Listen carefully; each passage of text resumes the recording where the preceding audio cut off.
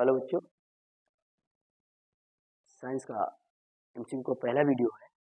Important MCQ for board exam के लिए 2024 के लिए, क्लास 10th के लिए इम्पोर्टेंट एमसीक्यू है। समझ लीजिए, पहला क्वेश्चन कह रहा है स्वस्थ मनुष्य के नेत्र का दूरबीन स्थित होता है। देखिए, कह रहा है स्वस्थ मनुष्य का दूरबीन, अगर कहे स्वस्थ मनुष्य का निकटतम बिंदु तो 25 सेंटीमीटर होता है। और इसने क्या कहा, दूरबिंदु, तो 25 तो हो नहीं सकता है क्योंकि निकटतम होता है 50 सेंटीमीटर।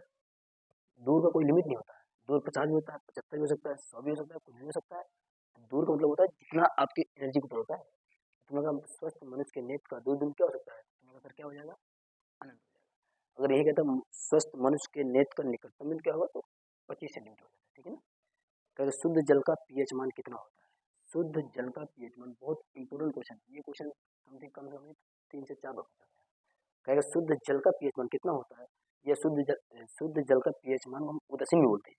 तो तुमने कहा सर ये 5 नहीं, 5 सर अम्लीय हो जाएगा, 4 अम्लीय हो जाएगा, 7 हम जिसका पीएच मान 7 होता है हमें क्या बोलते हैं, उदासीन बोलते हैं। और शुद्ध जल को क्या बोला जाता है, उदासीन बोला जाता है। ठीक है ना, इसलिए शुद्ध जल का पीएच मान क्या हो जाएगा, 7 हो जाएगा। कहा प्रतिरोध का मात्रक होता है। तो तुमने कहा प्रतिरोध की खोज किसने की थी, ओम ने की थी। तुमने ओम के नियम में पढ़ाया गया था कि प्रतिरोध की खोज किसने की थी, ओम ने की थी। तो जब ओम ने किया था तो प्रतिरोध का मात्रक भी ओम ने अपने नाम पे रख दिया था। प्रतिरोध का मात्रक क्या हो जाएगा, ओम हो जाएगा। देखो ओम मीटर, ओम सेंटीमीटर, ओम वोल्ट, कुछ नहीं होता। वोल्ट किसका मतलब होता है, विभव मात्रक होता है।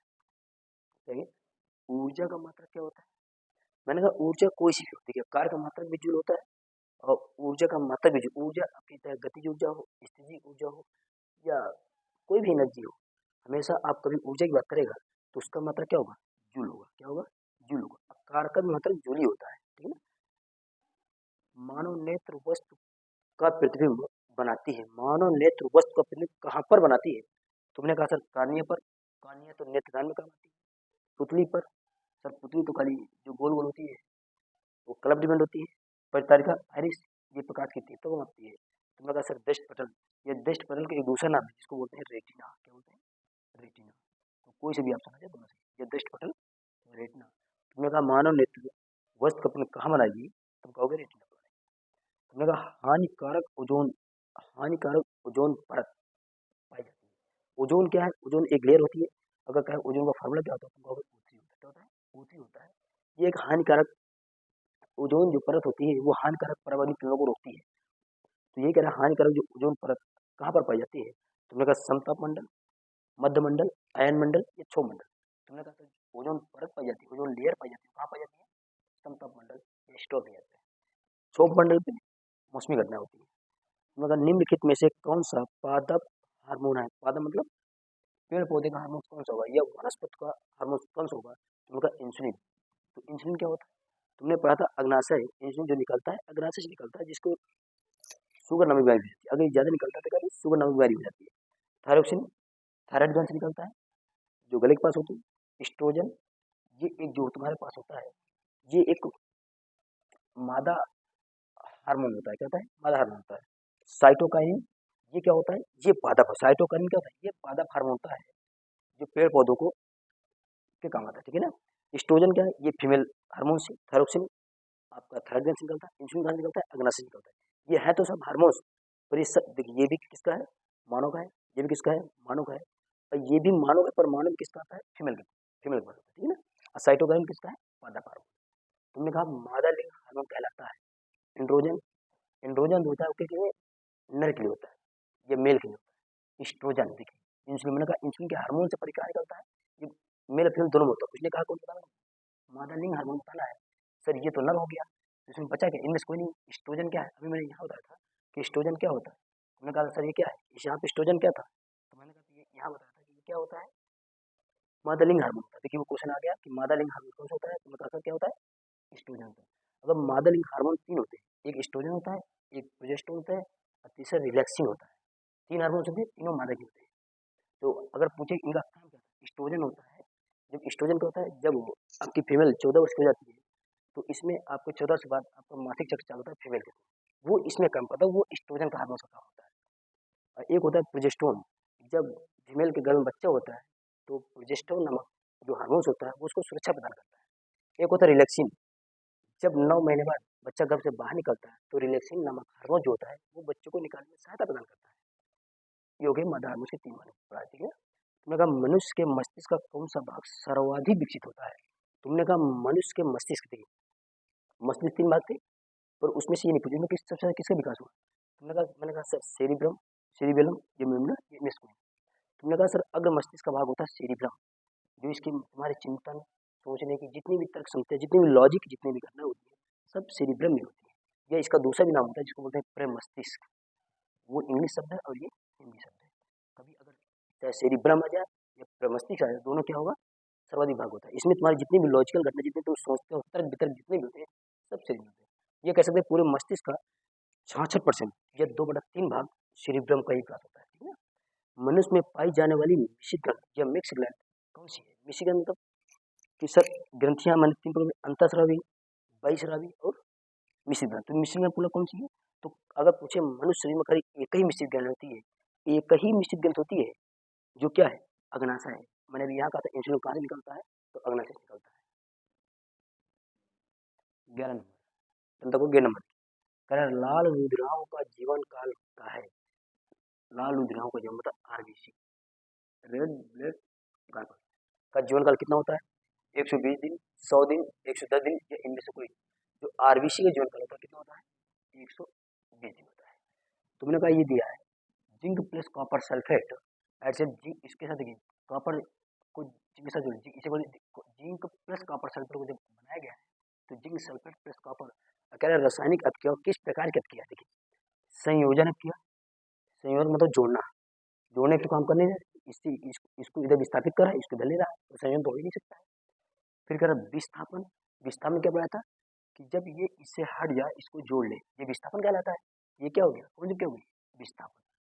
वियोजन क्या होता था? वियोजन था कि इनको जब किसी भी एक उसको दो या दो से अधिक उसमें तोड़ना ही क्या करता, वियोजन कहलाता था।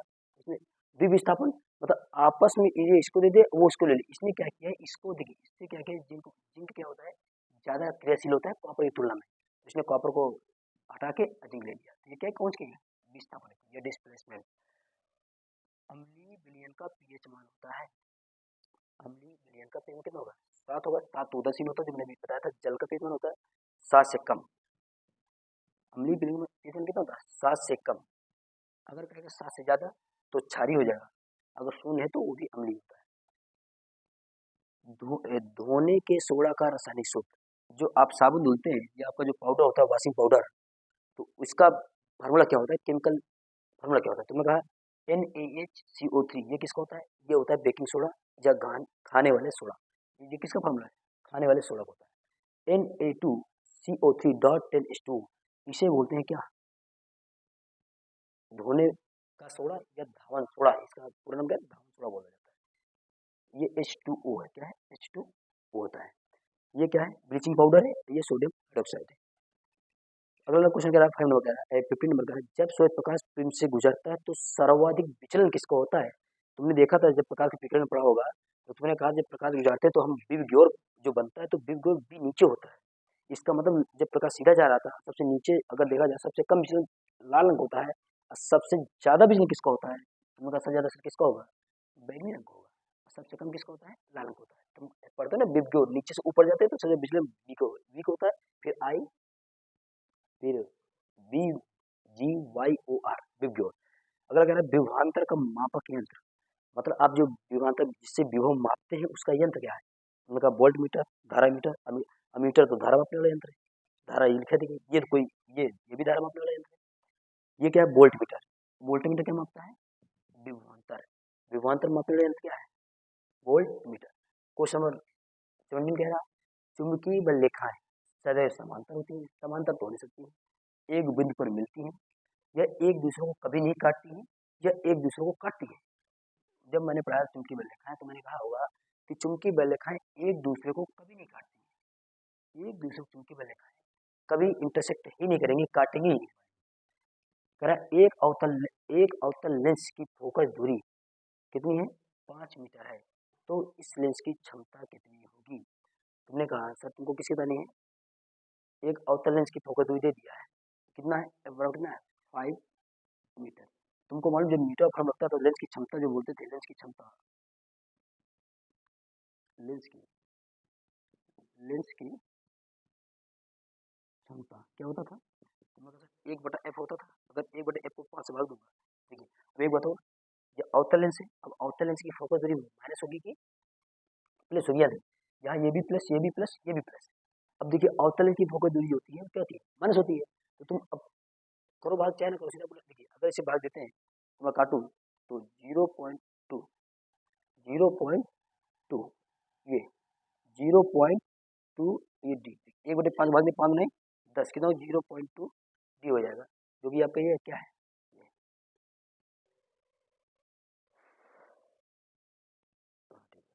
वक्रता त्रिज्या का मात्रक क्या होता है, वक्रता त्रिज्या का मात्रक क्या है, मीटर, सेंटीमीटर, मिलीमीटर, ये सभी। लेकिन वक्रता त्रिज्या का मात्रक कुछ भी हो सकता है ना, कुछ भी दे सकता है, मीटर दे सकता है, सेंटीमीटर दे सकता है, मिलीमीटर दे सकता है, किलोमीटर दे सकता है, डेका हेक्टो कुछ भी तो दे सकता है वो। मतलब वक्रता त्रिज्या को कोई एक यूनिक मतलब नहीं होता है, वो कुछ जिसमें भी आ जाए, मीटर भी होगा, सेंटीमीटर भी होगा, मिलीमीटर भी होगा, तो ये क्या होंगे, ये सभी होंगे। क्वेश्चन नंबर 20 कह रहा है एक गोली दर्पण की वक्रता त्रिज्या 30 सेंटीमीटर है, तो इसकी फोकस दूरी क्या होगी।